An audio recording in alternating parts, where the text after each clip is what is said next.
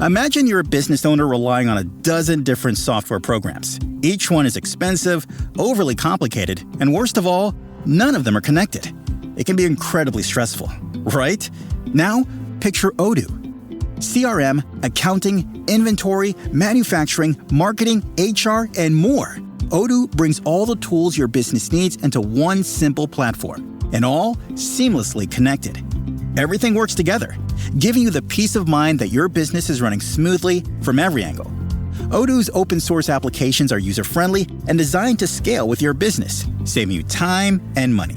Say goodbye to juggling multiple platforms and hello to efficient integrated management. Stop wasting resources on complicated systems and make the switch to Odoo today. Visit odoo.com, ODOO.com, and discover how Odoo can simplify and streamline your business operations. Odoo, modern management made simple. What are some of the key causes of conflict on social media, and how do we handle them?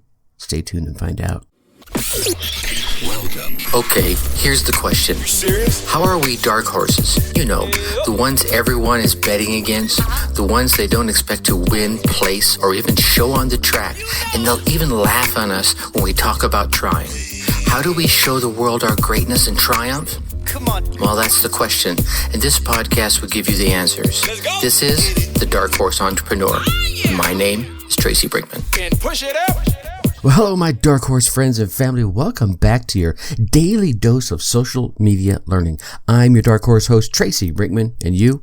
Well, that's infinitely more important. You are a driven entrepreneur or one in the making. Either way, you're here because you're ready to start, restart, kickstart, or just start leveling up with some great marketing, personal, or business tips and results in order to build that beautiful business of yours into the empire it absolutely deserves to be. And that's why I'm here hitting you with another daily success episode on the Dark Horse Entrepreneur as we dive deep into success with actionable advice, tips, and steps designed to help you level up your game, because we already know there are no shortcuts to success except for taking those little steps towards your goal every single day. All right, as you know, as we dive into social media this week, I wanted to pause, and I know everyone's always talking about all the awesomeness of social media, and it has lots of awesomeness that we will be covering and have covered already thanks to Jess and her inspiration. But I want us to pause and think about some of the downside, right? I mean, I guess you could say it creates this world of digital distraction, but wouldn't it be awesome if it was just a place where you can go and hang out and share and engage with one another without having people guide it towards negativity, right? Without having people going, well, you're stupid, and your opinion sucks, and why did you say that, and why did you vote for that person, or why did you market that product, or why did you do this, or why did you do that, right? I mean, sadly, I know it's not going to be like that anytime soon, if ever.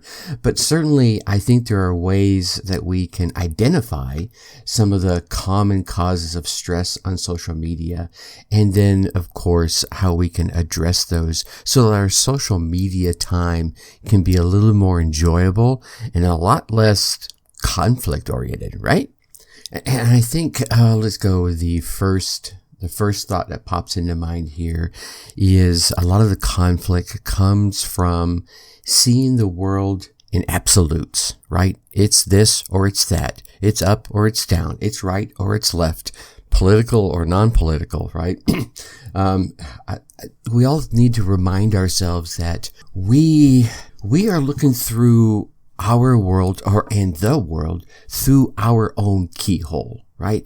Our viewpoint is based on any myriad of factors from where we live, how we've grown up, the things we've experienced, where we're at in our lives, and then you could toss in education, your job status, your social status, your income level, what's your skin color, what's your religion, all these different factors play into our own viewpoint of the world and the keyhole by which we view the world through. And as we think about that for a minute, we have to realize we're at risk of having our thinking trapped by this call it singularity of reality. And I want you just to pause and realize there are so many varied experiences out there. I know I've been lucky enough to experience a lot of different cultures and people and religions and just everything that's out there. I haven't experienced everything, right?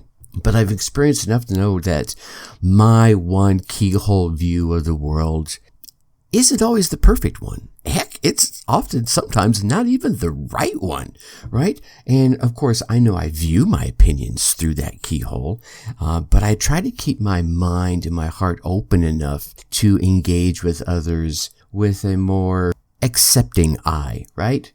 And if you step back and think about it, let's talk about just Facebook alone sometimes, right?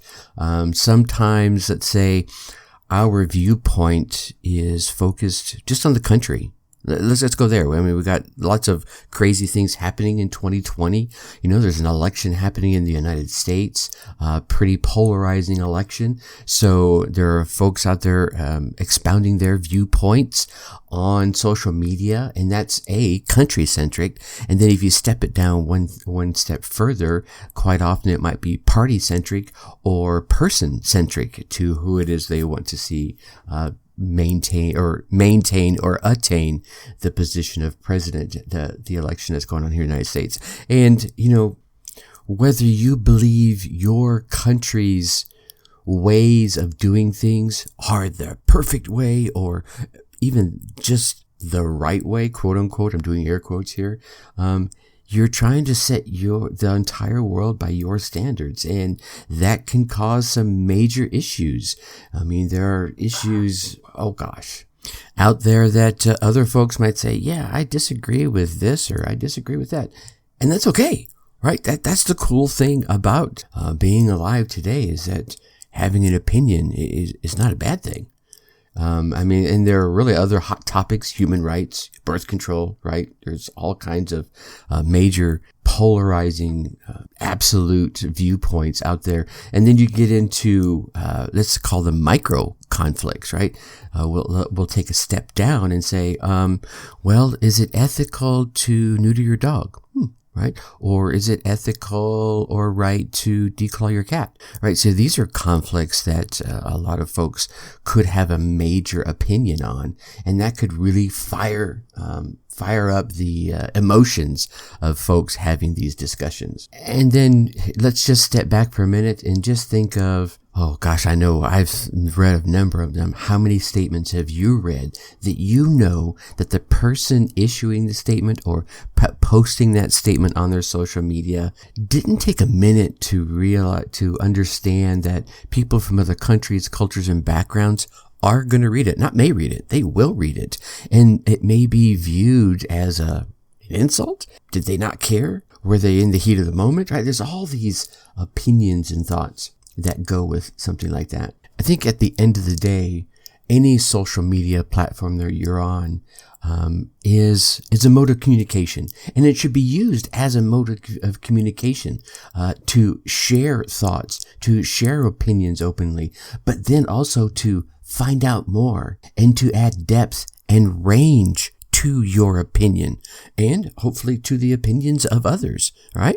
I was lucky enough, and I have had and have people in my life where I can engage in thought-provoking, emotion-provoking conversation, and it's just that conversation. Now, I've also been unlucky enough and had the other side of that table where it starts off as a conversation and it ends up being a debate or even an argument. And I think when it gets to that point, it's like, okay, well, there's no winner here. Let's just agree to disagree, right? Which kind of leads me to the next one, which is taking the worst possible interpretation. Here's the downside, and I know social media has grown in its capabilities since its inception, and words are not the only tools on there, but words, I think, are the primary. Graphics have come into play. Video is now really becoming a big part of it, which is making it better to communicate, because if you think about it, words are probably the worst way to communicate. In their written form is it's only expressing about what is it, 7% of what it is we mean. The rest of what it is we're trying to communicate is made up in our body language, right? How we carry ourselves, the vocal inflections, the tonality of the voice, and even how the words are being said, the speed at which we're saying them, whether we're saying them slow to try to drive home a point, whether we're really saying them fast because we're really excited about it, right?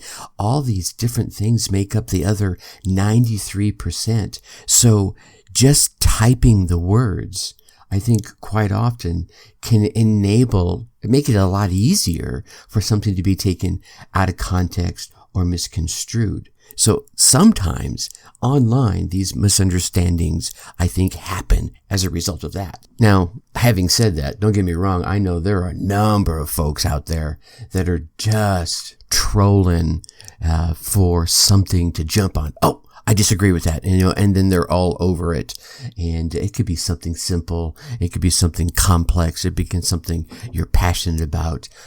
Be wary of those folks whose sole goal is just to engage you in a verbal tete-a-tete, right? Or a textual tete-a-tete, right? They just want to get on there and rip and tear away at the very fiber of who you are on the inside. And sometimes there are folks that are just trying to correct a fact. Maybe you got a fact wrong. Someone may come in here, make a comment on, oh, Tracy, it's not 7%, it's 12%, or it's 5%. Okay, that's cool. I'm not perfect. I get that. I won't be offended by that. But if you know your facts are right, just share. Hey, here's the source of my facts. Here's how I know, and what have you. But be prepared. They're going to be out there. They're going to jump all over it. You're going to say, hey, 12% of these people do that. And they're going to say, oh, actually, it's 11.9%. Yeah. For me, I think not engaging and say, okay, that's cool. I was using a rounding factor, or okay, I was told, and here's my source, or whatever it is. But, engaging in the contextual tete-a-tete or textual tete-a-tete does neither of you any good. And I think you want to be wary of that because your personal profile, if you think about it, is a part of your brand. And if you're on here doing entrepreneurial work, which I think you are because you're listening to this podcast, you're going to be using it to develop an emotional connection, to build some trust and authority. And a misstep, right? And I'm not talking about an intelligently and well-handled debate is a misstep. I'm talking about those vicious arguments that can ruin your standing and perhaps your business. Or it may show that you have a differing opinion than your tribe originally thought. Maybe you're portraying that you're purple, and then this argument, it starts showing, I don't know, yellow. And I'm just trying to use an example that won't fire up any conflict. But, maybe you're like, hey, I'm all about. Here's the perfect example, and I shared this previously about a coffee company we had been subscribers to get coffee. They were all about Second Amendment rights, and then come to find out, an event happens, and the very CEO of the company starts spouting on his socials almost anti-Second Amendment things. So now we're no longer customers of that organization, right? Because that's not what we believe. So here we are looking for other coffee companies that align with our beliefs. And I think the last one I want to share right here is fueling the fire. So many folks will go out there and stoke the fire by sharing the conflict. Oh, right?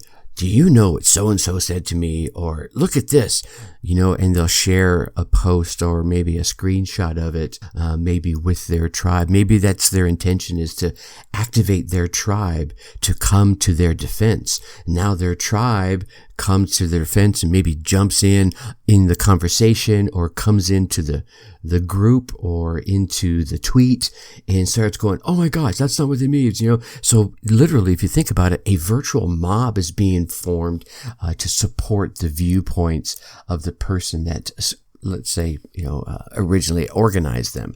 Well, what's going to happen? Well, the other side, a defensive force is going to be organized and mustered up and called to action, right? Now, what do you have? You got two groups of folks digitally yelling at each other with digital megaphones, and there's really no communication that is going on, right? And when you talk about communication, I'm talking about effectively listening, learning, and understanding each other. So when you gauge those two mob mentalities, I personally believe that there's no effective communication going on there, and so sets the sun on an effective social media landscape, right?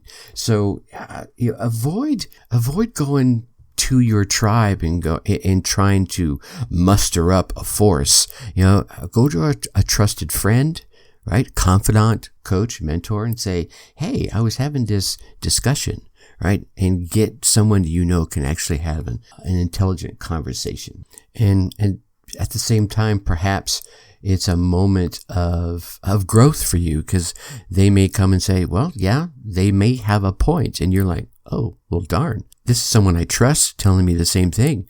Maybe I was in error. Okay. So this is a growth opportunity for you. And I'm not saying you need to go back and apologize to anybody unless you feel it was worth it. And especially if there's, vitriol being tossed at you, maybe you can go in there and say, you know what? I did a little research and I found out X is right.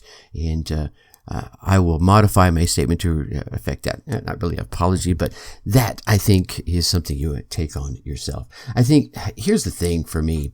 At the end of the day, we're all given the same thing, 1,440 minutes in our day to do with and utilize as a resource at our disposal. Do we want to spend them battling these digital nomads, these digital trolls, or firing up these digital mobs to try and prove a point? Yeah. For me, I think the answer is no. I got too many other things I want to do and friends I want to hang out with and things I want to enjoy. And that is what I'm trying to use my social media for. I think you want to too. Let me know what you think. All right. So tomorrow, we are going to be chatting about some creative ways to hype up a product on social media. All right. I know you want to keep getting all these daily tips, so make sure you go on down there and hit that subscribe button. Drop us a 5-star rating. Leave us some kind words in the comments. Heck, go ahead and leave us some unkind words if that's how you feel. I'm okay with that. And then come on over and hang out with us over in the Facebook group, right? Go to facebook.com, put Dark Horse Tribe in the search bar. Come on in and join the conversation. If for some reason that's not working for you, go to your favorite web browser, type in darkhorseschooling.com/Dark Horse Tribe, all one word. That'll take you right there. Again, looking forward to meeting you in the group. All right, you get out there, you run your race, and you let me hear about it. Come tell me about it in the Facebook group. Until tomorrow, think successfully and take action. Thank you for listening to the Dark Horse Entrepreneur Podcast. Thanks for tuning in. Check us out at www.darkhorseschooling.com. All right. My name is Tracy Brinkman.